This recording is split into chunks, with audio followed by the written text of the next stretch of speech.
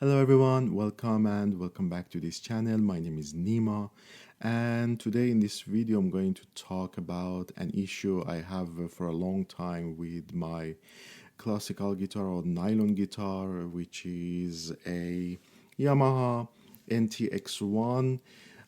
Introduced this guitar before. I can put up the link somewhere up here for you.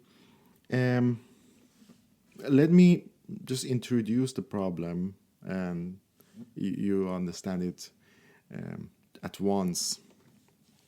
So this is the low E,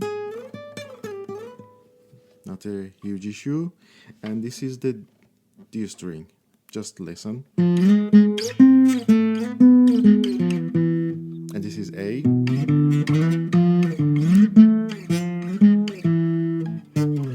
and this is high E. This is bass sound in the level that this guitar is not playable for me anymore. I actually talked about this problem before.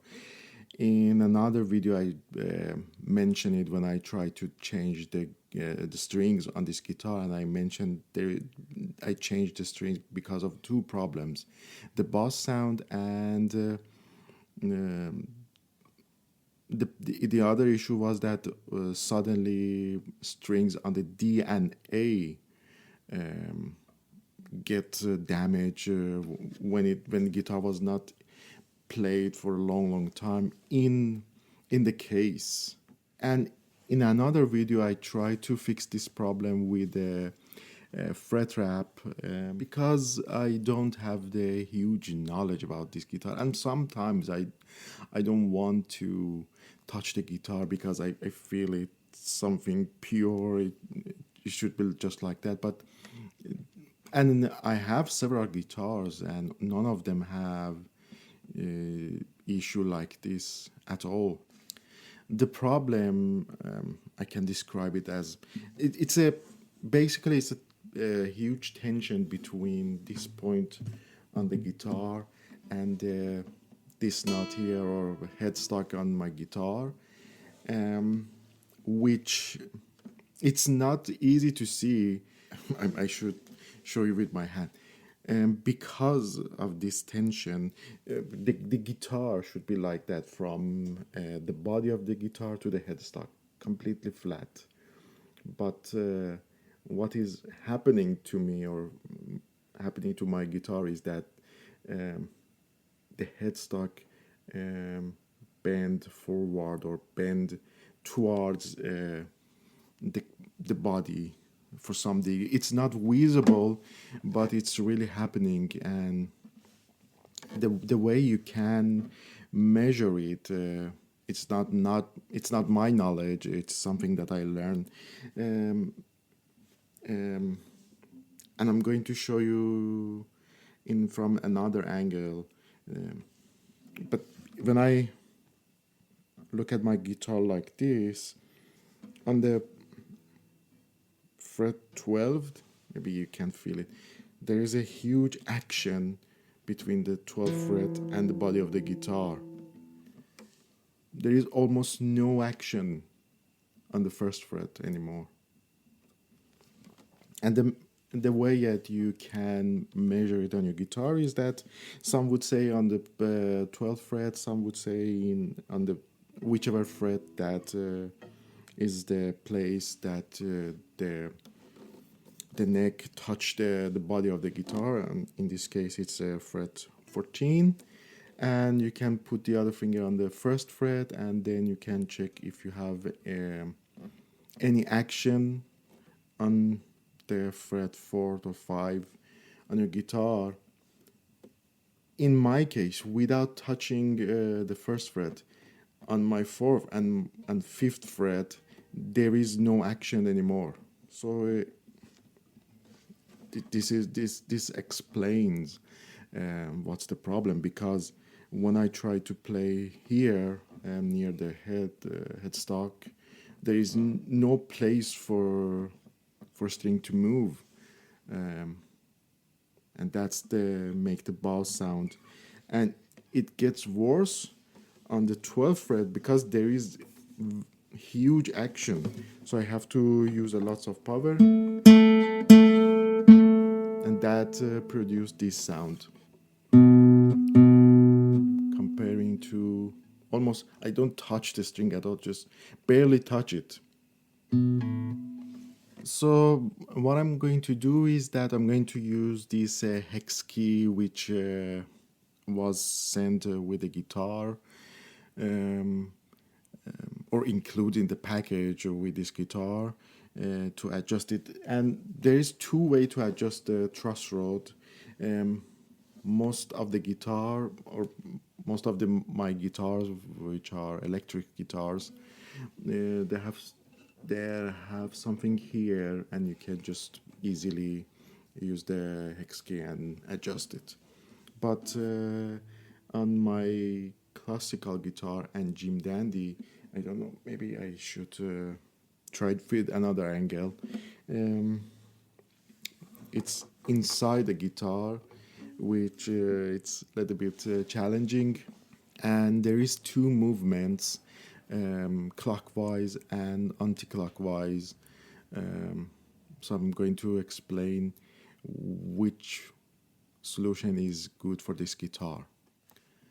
So here's the solution. If like in this case, if you have the guitar and there is no movement at all, it means that everything is tight in a way. You have to loose it, and to remember it, it's the left or anti-clockwise. And if you have lots of movements when you try this system on your guitar, it means that you have tighten it to remember it. It's right tight, and it is clockwise. I'm going to show it to you how to do that, and we're going to test the guitar afterwards. So stay tuned. So I have to put the hex key here.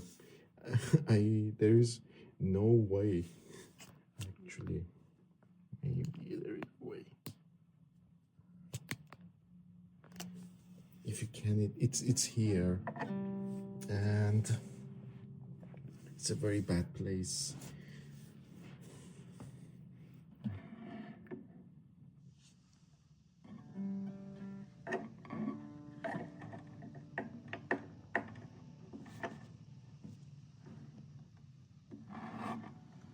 So that is engaged now. I'm going to move it to the left a little bit.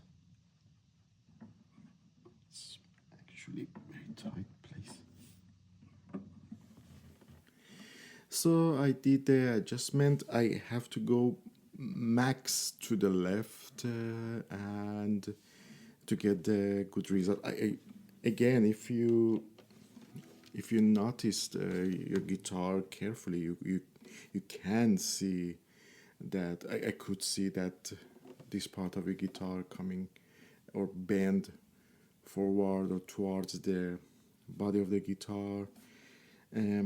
Now it's more flat, and there is more action on the E string. If I put it like, yeah, there is movements. But maybe it's a kind of another kind of the damage on this guitar, but I don't know.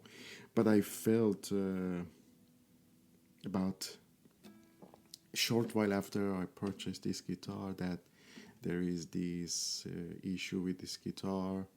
But you can just compare it to the beginning of this video. If I play the D string,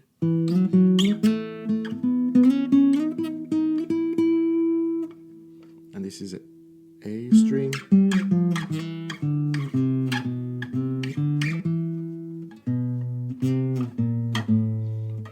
there is a still buzz, but at least it's playable. It sounds better.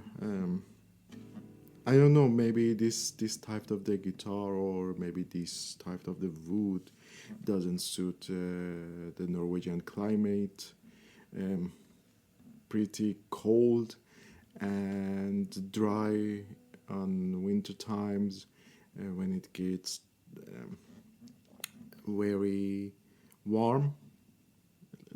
Well, last year it was something like 35 degree, huge humidity.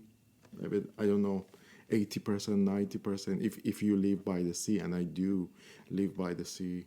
Um, so I guess that that did something with this guitar, but again, I just wanted to share it with you that you can fix your guitar in the case like this if you have the bass issues. Um, I think generally comparing to my other guitars, I think classical guitar are more exposed to the truss rod adjustment. But again, this is the only guitar, and I use it here and there, so it's not big issue for me, and it's not very expensive guitar, so I can tolerate it. Anyway, I hope you enjoyed this video. Please subscribe to this channel, hit the like button, and share this video with your friends. Till next time, take care.